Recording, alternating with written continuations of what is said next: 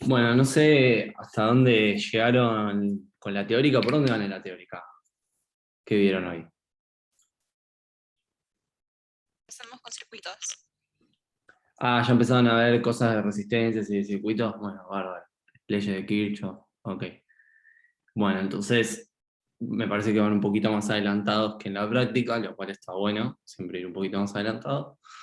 Así que lo que vamos a empezar a ver hoy en la práctica es ya los primeros temas de la guía 3. Vamos a hablar un poco de corriente, ¿sí? Que seguramente ya vieron eso en la teórica, y vamos a resolver un ejercicio de eso. ¿Sí? Bien.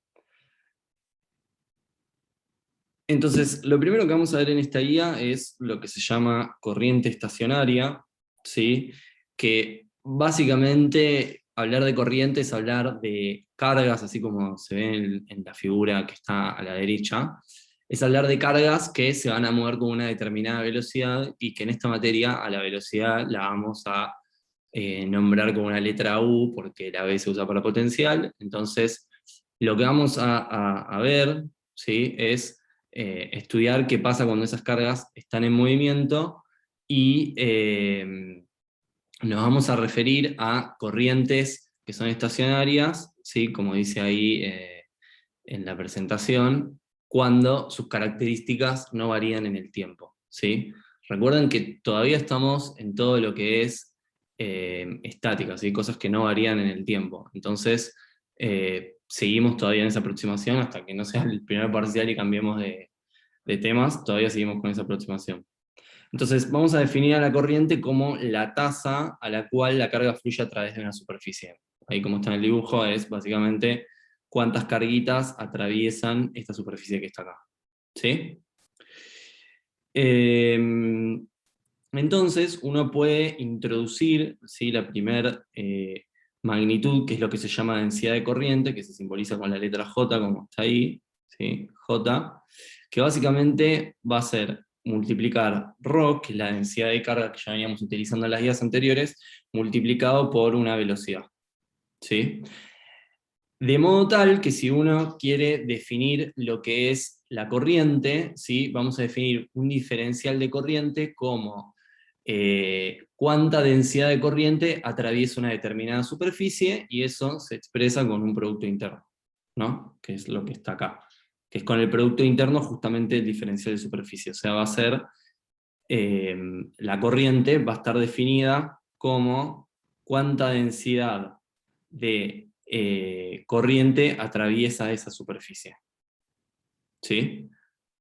Obviamente, si yo tengo que la corriente es así, que la densidad de corriente, o sea, que J es así, ¿sí?, y mi superficie es paralela, te da cero, ¿no? No hay nada atravesando esa superficie. Por eso es un producto interno.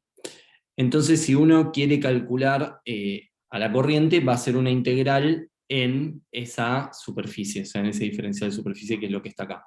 Y eso es lo, básicamente, ¿sí?, se puede pensar también como cuánta carga en el tiempo atraviesa esa superficie. ¿Sí?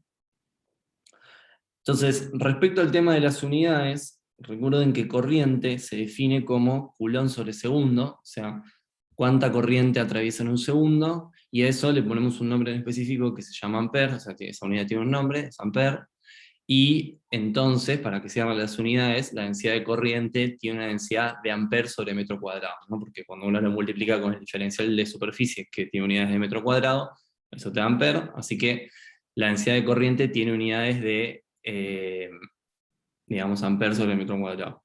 ¿Sí? Bien. Entonces, si uno quiere hablar de una superficie que sea cerrada, ¿sí?, la variación de la cantidad de carga encerrada, ¿no?, donde Q encerrada se calcula como está escrito ahí, ¿sí? Esto ya lo vimos cuando era la ley de Gauss, básicamente se calcula así, ¿sí?, en R o en X, bueno, dependiendo el sistema de coordenadas que usen, es igual al flujo de corriente que sale a través de la superficie. Es decir, ¿cómo varía esto? A través del tiempo va a ser igual a menos J por el diferencial de superficie. ¿Sí? ¿Está bien eso? Fíjense, este menos, ¿vieron por qué es? ¿Todos saben por qué está ese menos ahí?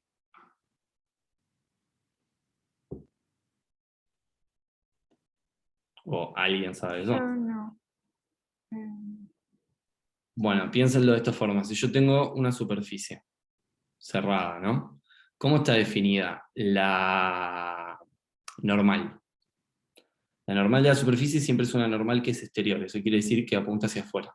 ¿Sí? Entonces, si yo multiplico J por ds, ¿sí? Y me da un número positivo, eso quiere decir que está saliendo corriente. ¿Sí? De acá. O sea, sale corriente de acá. Entonces, ¿qué es lo que le va a pasar a la carga que está encerrada? ¿Va a subir o va a bajar? Va a bajar. Por eso es que está este menos. ¿Sí? O sea, que la corriente salga para afuera de la superficie implica que disminuye la carga encerrada de esa superficie. Tiene sentido eso. Genial. ¿Sí? Por eso es que está ese menos ahí.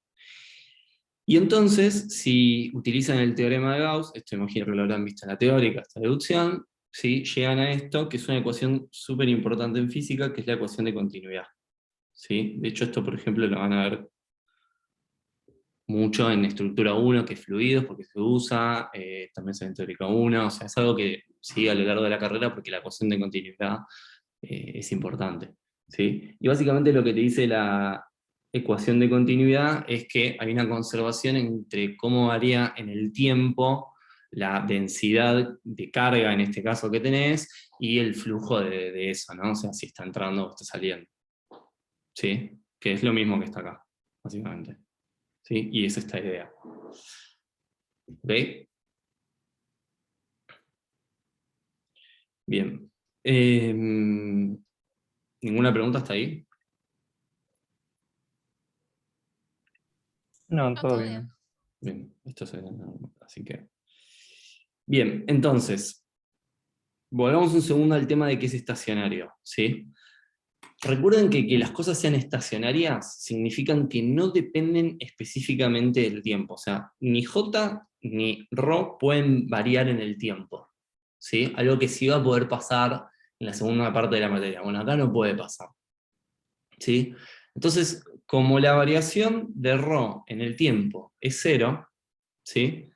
Eso automáticamente nos da como resultado que la divergencia de J también tiene que ser cero, ¿no? Si esto es cero, ¿sí? La divergencia de J tiene que ser cero. ¿Está bien? Eso es algo que no vale siempre, sino que vale en estos casos que estamos hablando de cosas que son estacionarias. ¿Sí? Bien. ¿Alguna pregunta hasta ahí?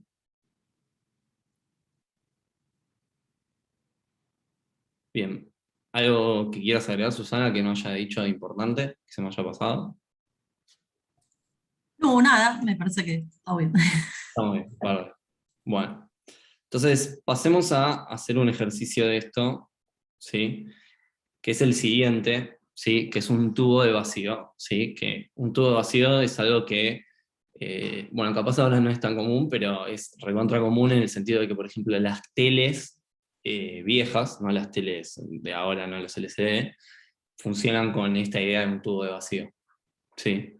Entonces, ¿qué es un tubo de vacío? Básicamente es tener un capacitor de placas que son paralelas, ¿sí? Donde uno tiene una placa de un potencial negativo, esa es la placa que se llama cátodo, ¿sí? Fíjense que acá dice, eh, acá, ¿sí? Potencial negativo se llama cátodo, y otra que está potencial positivo que se llama ánodo, ¿sí? Entonces, si uno al cátodo, que es el que tiene potencial negativo, lo somete a una alta temperatura, esta empieza a emitir electrones, que lógicamente, ¿qué le van a pasar a los electrones? Se van a ver acelerados, se van a acelerar hacia el ánodo, producto de que hay una diferencia de potencial entre cada una, ¿no? Dijimos que una está en potencial positivo y otra en potencial negativo. ¿Sí? Y entonces lo que nos piden en este ejercicio es que hallemos la densidad ρ, ¿sí? De carga, o sea, ρ la densidad de carga, y la densidad de corriente J. ¿Sí? hago una pregunta también importante que tal vez alguno lo puede confundir. Si ustedes tienen, como en este caso, ¿no? Un potencial negativo y un potencial que es positivo, ¿sí? Uno que es negativo y uno que es positivo. ¿Hacia dónde apunta el campo eléctrico? El positivo al negativo. Perfecto. ¿Sí? Punto así. Por eso es como está dibujado acá. Una pregunta que te iba a hacer del dibujo, Agustín. Sí. Lo que está en el medio son los electrones que están yendo al Sí, B. sí, exactamente. Sí, sí, sí. ¿Y eso no haría que cambie la dirección del campo eléctrico? vos decís que producto de los electrones puede cambiar el campo eléctrico que hay acá adentro. O sea, si los electrones pasan a la otra placa, no puede pasar que la placa de la derecha pase a tener carga negativa y la de la izquierda pase a tener carga positiva. No, No sé. no, porque vos tenés las placas a un potencial fijo, acordate que el potencial, si lo Ok, tenés en potencial, te garantiza que se queda ese potencial, y de hecho por eso también esto, fíjense que acá hay una corriente que ayuda a garantizar eso, que no se produzca bien, nunca ese desbalance.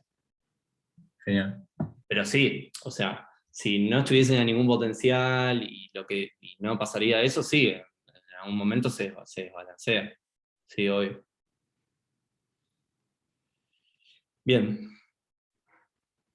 estamos hasta ahí. Entonces, bueno, acá como les mencionaba, que es un tubo vacío, no sé si Susana sabe algo más de esto, yo no sé mucho, pero lo que sé es que se usa en las teles viejas, se usaba esto.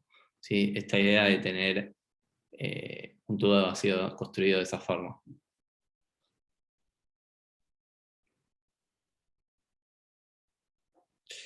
Entonces, acá empieza una aproximación importante que te dice, que te dice el ejercicio, ¿sí? Que es algo que en principio no es para nada obvio, que es la siguiente: cuando uno tiene un ánodo a baja temperatura, se emiten pocos electrones, ¿sí? Y eso está sometido a un potencial que es lineal, como ya habíamos visto en todas las guías anteriores, cuando ustedes tienen dos placas enfrentadas, que uno las puede aproximar como si fuesen planos infinitos, el potencial que está ahí adentro es una constante multiplicada por x, sí, ese es el eje, más una constante, ¿sí? Entonces es algo que es lineal, ¿sí? Resulta que cuando ustedes empiezan a aumentar la temperatura, se emiten cada vez más electrones, ¿sí? Y entonces lo que empieza a pasar, que creo que es un poco la pregunta que alguien me estaba haciendo, o que alguien está dudando con eso, es que, claro, como hay muchos electrones, entre sí mismos también se empiezan a repeler, y eso te modifica ligeramente ese potencial, ¿sí? Y entonces el potencial efectivo que te queda tiene esta forma, que supongo que se habrá medido de forma experimental, ¿sí? Y que en el ejercicio te lo dan como dato, ¿sí? No es algo que uno sepa o calcule haciendo alguna cuenta, ¿sí? Entonces, tenemos el potencial. Entonces, lo que necesitamos hacer, ¿sí? Es calcular la velocidad que van a adquirir los electrones, ¿sí? Suponiendo que en un principio tienen velocidad nula como inicial, o sea, porque están ahí en la placa quietos, ¿sí? Vamos a también a despreciar las componentes, digamos, de que se puedan desviar, digamos, que nos salgan en una trayectoria que sea recta, ¿sí? Y vamos a, escribiendo la ecuación de Newton, intentar relacionar, o sea, describir cómo va a ser esa velocidad con el potencial, ¿sí? Entonces, ¿cómo se hace eso? Bueno, básicamente uno escribe la ecuación de Newton. ¿Qué es la ecuación de Newton? Y es F es igual a M por A, ¿no? Esto desde el CDC que ya lo saben. Pero bueno, lo vamos a escribir un poco más sofisticado, como lo escribimos en la carrera, y vamos a decir que es la masa del electrón, ¿sí? Por la derivada segunda de la posición, ¿sí? Eso va a ser igual a F. En este caso F va a ser la fuerza eléctrica, que ya sabemos que la fuerza eléctrica es Q por el potencial. En este caso, ¿sí? Fíjense que esto es como una ecuación diferencial, porque el potencial depende de X, ¿sí? Perdón, el potencial, el campo, por el campo, no por el potencial, pero el campo lo podemos escribir con el potencial de esta forma, ¿no? Como ya, esto ya lo vimos también un montón de veces, pero ya sabemos que vale esto, ¿no? ¿Sí? Esto viene de acá. ¿Sí? Y obviamente es solamente la derivada respecto de x con un menos, porque el potencial nos dijeron que dependía explícitamente de x y que no depende de ninguna coordenada que sea transversal, o sea, no hay en y ni en z. ¿Sí? Y la carga es la carga del electrón, porque estamos hablando de electrones. ¿Sí? ¿Todos siguieron eso?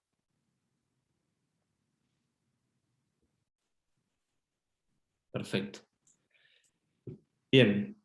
Entonces, acá lo que vamos a hacer es utilizar la regla de la cadena, ¿sí? Y vamos a escribir esto de la siguiente forma, ¿no? Si yo tengo la derivada de x, o sea, esto es la derivada cuadrada, ¿no? La derivada segunda, perdón. Es así, ¿sí? Yo puedo utilizar regla de la cadena para que esto, en vez de que me quede, literal, viaje a F1, sí. Para que esto me quede escrito en función de x, puedo hacer el siguiente cambio de variables, ¿sí? Y que esto me quede así, ¿no? Esto es dt. Sí, así. Esto me va a quedar du sobre dx por dx sobre dt, pero dx sobre dt, ¿qué es?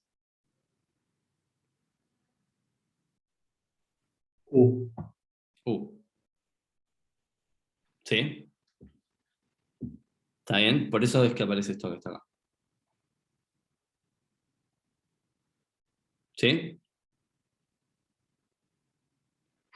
Y de este lado, el menos con el menos se fue, así que esto quedó por la derivada del potencial. Y acá finalmente lo que hago es como si fuese una integral, ¿sí? Donde, bueno, paso el diferencial para el otro lado, y esto ya lo habrán visto en F1, que no es del todo correcto matemáticamente, sí, matemáticamente no es del todo correcto, pero básicamente lo que uno hace es decir, bueno, si yo tengo ME, ¿sí? Por U de U, ¿sí? Y del otro lado tengo E de B, de X de B, de X, ¿sí? Cuando integro, uno integra de este lado y me queda un medio MU cuadrado, y de este lado me queda directamente B. ¿No?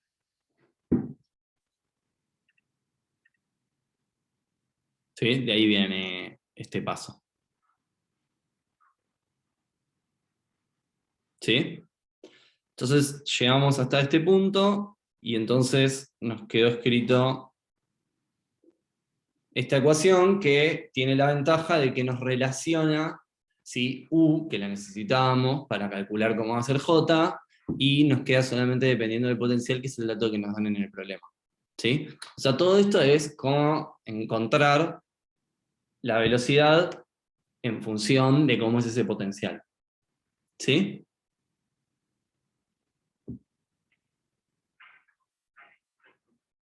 Bien. Y obviamente hubo que hacer todo esto porque el potencial no es un potencial lineal. Si es un potencial lineal, esto sería una pavada, porque entonces el campo es constante y no hay que hacer todo esto.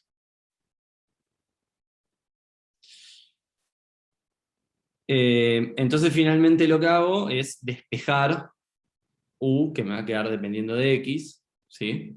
Y me va a quedar de esta forma que está acá. O sea, ¿qué es lo que hago? Paso la masa para el otro lado, paso el 2 para el otro lado, me queda raíz, y acá reemplazo lo que es B, ¿sí? Que B era A por X a la 2/3. No, mentira. Por X a la 4/3. Lo que pasa es que acá, cuando tomo raíz, ¿sí? Esto directamente queda escrito como 2/3.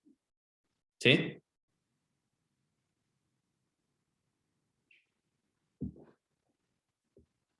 Perfecto. Bien. Entonces, acá es importante ver lo siguiente, ¿sí? Y me voy a saltar esta frase para mostrarles directamente ese slide, que es lo siguiente. Fíjense una cosa, nosotros teníamos que J, ¿sí? Tenía divergencia nula. ¿Por qué pasa eso? Porque la derivada de ρ que es la densidad de carga respecto al tiempo, es 0. Entonces, como la derivada de ρ respecto al tiempo es 0, eso implica, ¿sí?, en el régimen estacionario, que tengo una divergencia nula J. ¿Sí? En este caso solamente nos importa la coordenada X, así que resulta que cuando uno multiplica ρ por u vector, ¿sí?, nos tiene que dar, y hace la derivada, tiene que ser 0. Eso significa que esto no puede depender de 0. O sea, ρ por u, ¿sí?, no puede ser una función de X. ¿Sí? Porque la derivada es 0. O sea, tiene que ser algo que sea constante. ¿Ok? ¿Sí? Por eso es importante esto de que la divergencia es 0. Entonces, nosotros, como vimos en el slide anterior, u es una constante por x a la 2/3, así que eso automáticamente nos impone que ρ tiene que ser alguna constante por x a la menos 2/3. ¿Sí? Por lo tanto, ρ, ¿sí?, no es algo constante en este caso, ¿sí? O sea, la densidad de carga, que era algo que venía pasando en la mayoría de los ejercicios, no es algo así todo constante y listo, no, es algo que tiene una forma funcional en la cual en algún lado se acumula más carga que en otro lado, ¿sí? Y la ecuación que lo rige es algo que es como x a la menos 2/3. ¿Sí? Entonces, uno tiene una mayor concentración de electrones cerca del cátodo y más baja cerca del ánodo. ¿Sí? Y a su vez, porque ya vimos que la velocidad, que es 2, o sea, x a la 2/3, es menor, al revés, es menor cerca del cátodo y mayor cerca del ánodo. ¿Sí? Eso quiere decir que el campo eléctrico las está acelerando de alguna forma. ¿Sí? Bien. Entonces ahora lo que faltaría es terminar de encontrar explícitamente cómo es ρ y cómo es jx, que es lo que nos pidieron en el ejercicio. ¿Sí? Y acá hay una figura que está buenísima, no sé si la vieron en la teórica, pero está muy buena y es muy útil, que está en el Griffins, ¿sí?, el libro que usamos en la materia, que es la siguiente, que te dice un poco, si uno tiene el potencial, o tiene la densidad de carga, o tiene el campo eléctrico, cuáles son los pasajes para ir calculando dependiendo de lo que uno tenga.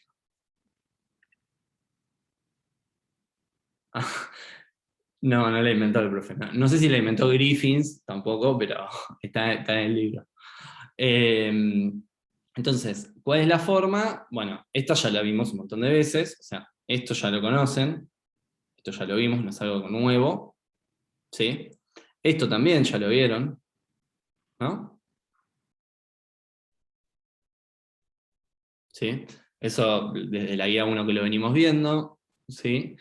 Lo que es relativamente nuevo es esto que está acá, ¿sí? Que es, no sé si es nuevo, en realidad ya creo que ya lo vieron, que ya había aparecido, pero está bueno tenerlo de esta forma resumido, que es que cuando uno, ¿sí?, calcula lo que es la ecuación de Poisson, ¿no? O sea, cuando uno hace el laplaciano de B, eso te da menos ρ sobre epsilon 0. ¿Sí?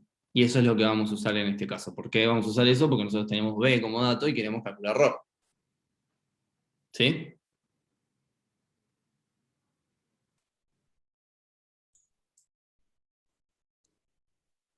Sí. Perfecto. Bien. Una pregunta. Sí. Supongo que acá es más fácil usar Poisson porque dijimos que solo dependía de X. ¿Mm? Podría pasar que depende de más cosas y se hace más complicado.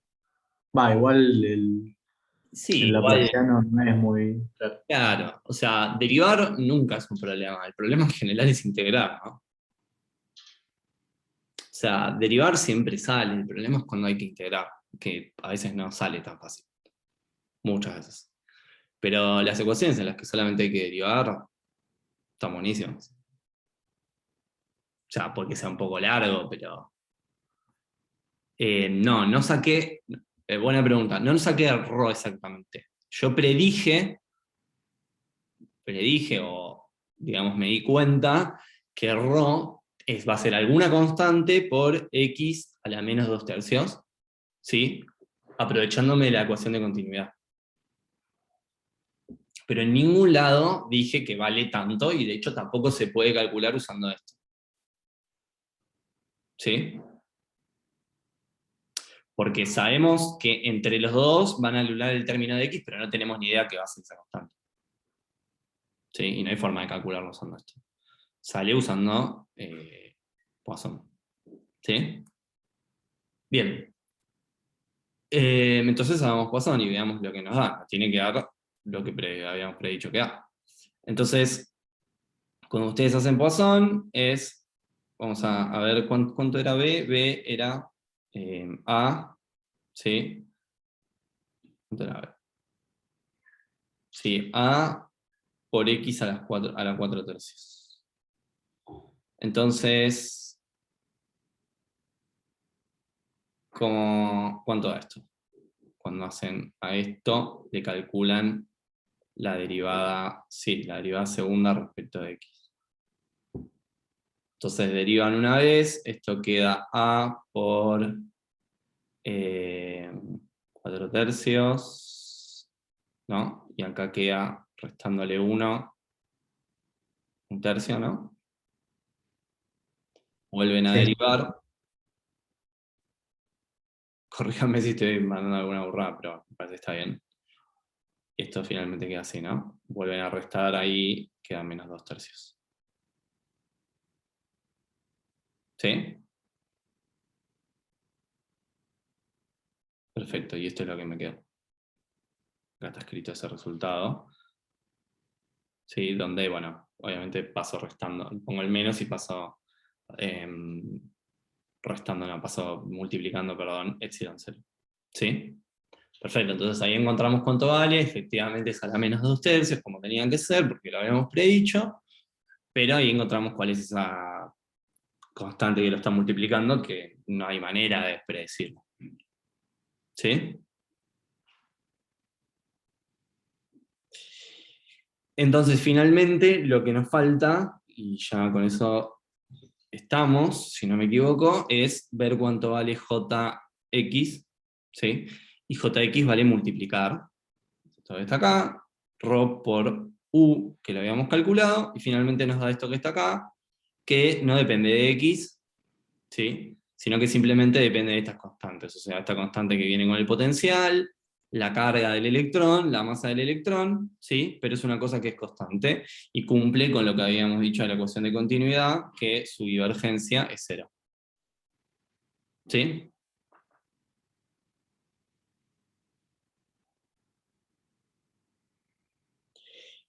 Y bueno, con eso estamos en el ejercicio 5. Una pregunta, ¿cuáles eran las unidades de J? Amperes sobre metro cuadrado. Si querés te muestro por qué de nuevo. Está un poquito más arriba. Acá está. No sabe. La mejor forma de pensar eso es que la corriente, ¿sí? Que nada, cuando pasan a circuitos, que es la corriente, es algo muy sencillo, es cuánta carga está circulando por unidad de tiempo. Eso es Coulomb sobre segundo, ¿no? Eso es bastante intuitivo.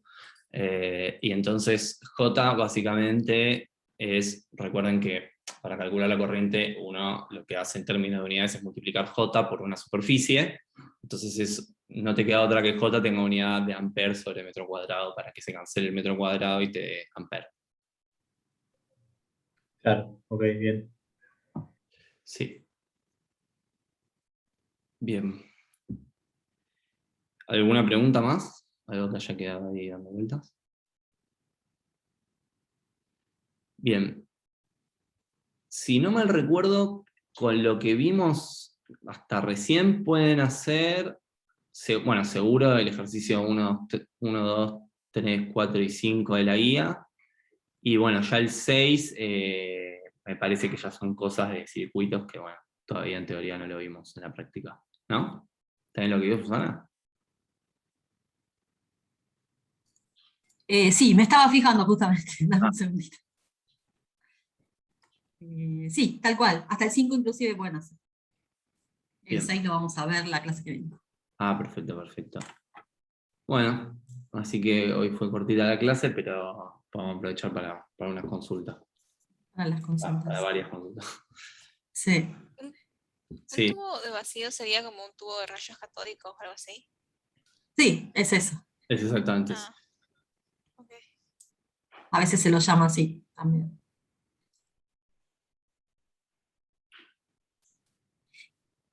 El rayo catódico en realidad es la manera de llamar a esta corriente de electrones. Es otra manera de llamarlo. Claro. O sea, esta corriente de electrones es el rayo catódico y esto es lo que se llama tubo de rayos catódicos, donde está el cátodo del ánodo. Es eso. Sí. Lo que yo no sé, y no sé si vos lo sabés, Susana, exactamente cómo funciona eso en un televisor. Yo siempre tuve la duda. La pantalla del televisor, tampoco lo tengo demasiado claro, ¿no? Pero la pantalla del televisor sería... espera que... no tengo para anotar. No me está dejando anotar, qué raro. ¿No te deja? No. Sí, efectivamente, como dicen, vacío no tiene nada adentro. Sí, no, no me deja, rarísimo. Sí, no me deja A anotar. ver, fíjate ahí. Ahí no te deja. No. A ver. No. Súper raro porque siempre me ha dejado. Sí, no sé, la verdad. Estaba viendo si había algo de configuración, pero no encuentro que haya nada que. Sí, no, yo estoy, bueno, paciencia. En la parte como más grande, no sé, de la pantalla es donde dice, a ver, ¿Dónde decís? no, bájalo, no, no, Acá la la foto. próxima. Claro, donde dice Fluorescent Screen, ahí, esa es la pantalla. Eso sería la pantalla del televisor antiguo, obviamente. Ok. Y que, digamos, depende de dónde impacta cada electrón, Exacto, es el que donde, prende. es la imagen en que te va a armar. El tema es que cuando tenés un medio material, las cosas cambian. Al que estaba preguntando por qué tubo de vacío. No es que no pueden viajar, pero va a haber otro tema que tiene que ver con el medio material del aire. Y justamente para este tubo de rayos, como que lo óptimo es que haya vacío. Claro, para empezar que haya aire te mete una resistencia. Claro, exacto. Lo que Siempre tenés estas es cosas una las resistencia bruta, sí. claro. ¿Tiene que ver también lo de la permitividad en el vacío o no? Claro, Claro. exactamente. O sea, la del aire es muy parecida, creo, a la del vacío, pero bueno, cuando estás haciendo algo así, mejor que sea vacío.